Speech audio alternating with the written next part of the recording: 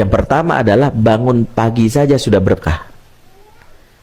Siapapun di antara kita yang konsisten bangun sebelum subuh dan tidak tidur lagi, maka dapatlah kita doanya Nabi.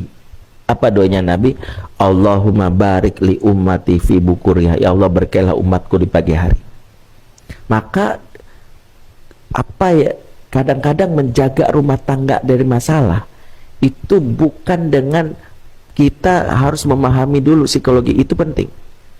Komunikasi itu penting. Tapi yang paling penting pertama adalah jangan kita meremehkan hal yang disabdakan Nabi. Bangun pagi. Coba deh rutinkan sebelum subuh bangun, jangan tidur lagi. Tidur ba'da subuh, berapa kali saya sampaikan, itu mencabut keberkahan. Ya. Apalagi kalau susah, apalagi kalau anak-anak.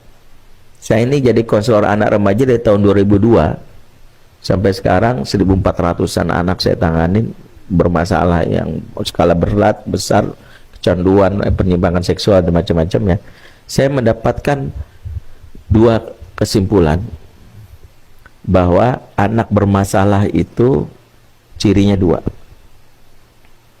Jadi anak bermasalah atau bukan anak deh, pribadi bermasalah cirinya dua.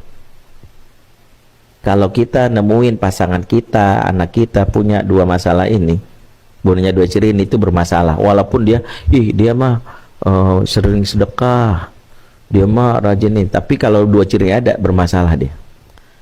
Yang pertama, bangunnya suka kesiangan. Ya, pertama nih, bangun suka kesiangan, susah bangun pagi, anggaplah itu. Tapi dia orangnya baik, ketur katanya enggak, belum berkah hidupnya, bangun suka kesiangan. Ya, kenapa bangun suka kesiangan? Indikator orang bermasalah, pertama dia melawan sunatullah. Wa ja'alna al-laila libasa wa ja'alna an-nahara ma'asha.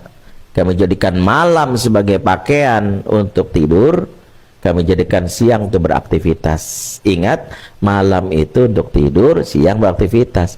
Manusia yang bermasalah jam biologisnya terbalik, malam begadang, siang bobo bablas. Sudah melawan. Nah, kata para ulama, siapa yang melawan sunnatullah dalam dirinya, dia melawan hukum Allah yang lain. Makanya hati-hati kerja di bidang entertain atau apapun, kalau sudah mengganggu jam biologis, berpikir ulanglah antum teruskan itu. Saya termasuk orang yang dulu agak ngomong keras. Jadi waktu itu saya diundang sebuah stasiun TV, terus mereka minta kajian internal para produser, karyawan gitu ya. Terus saya nggak sengaja ngomong gitu ya. Saya bilang orang bermasalah itu bangunnya suka kesiangan gitu. Terus ada satu karyawan yang dia sekarang udah pindah, dia itu dulu sebelumnya kameramen gitu. Dia langsung bilang, Ustadz pas banget nih. Saya ngerasain Ustadz, terus saya jadi kameramen itu, saya lulusan pesantren. Dia lulusan pesantren tapi jadi kameramen itu saya kerja berita sampai jam 3 pagi. Kalau udah capek tidur bablas, sholat subuhnya jam 6, jam 7 gitu ya. Sholat subuh menjelang duha kan gitu ya.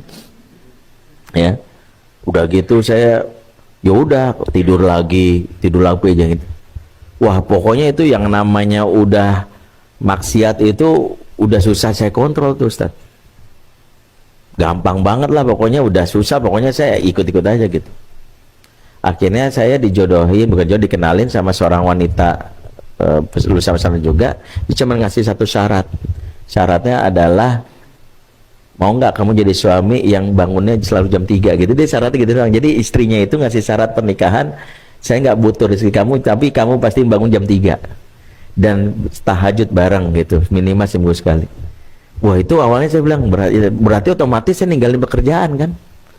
Saya mikir dia mau nerima kalau saya bangun. Akhirnya saya pindah, tapi di stasiun TV yang sama, tapi di bagian administrasi lah, atau bagian pokoknya yang karyawan bener lah gitu ya, bukan ngejam berita.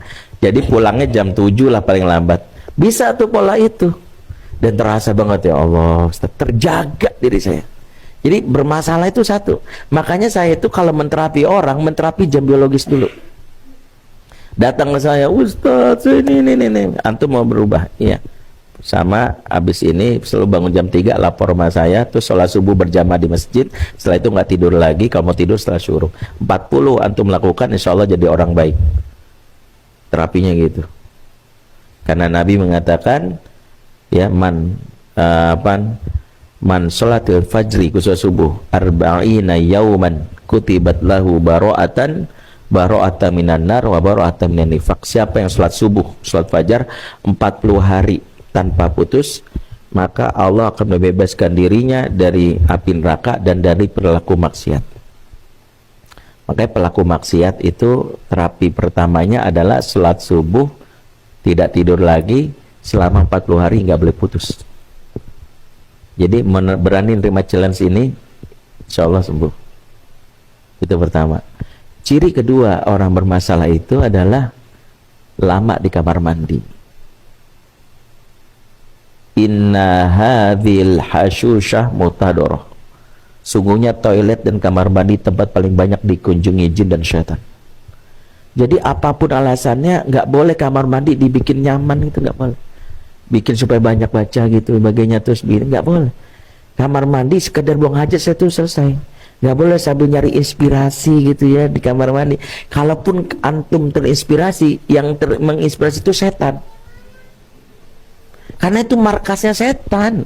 Itu kita mendatangi markasnya langsung dan kita merasa nyaman.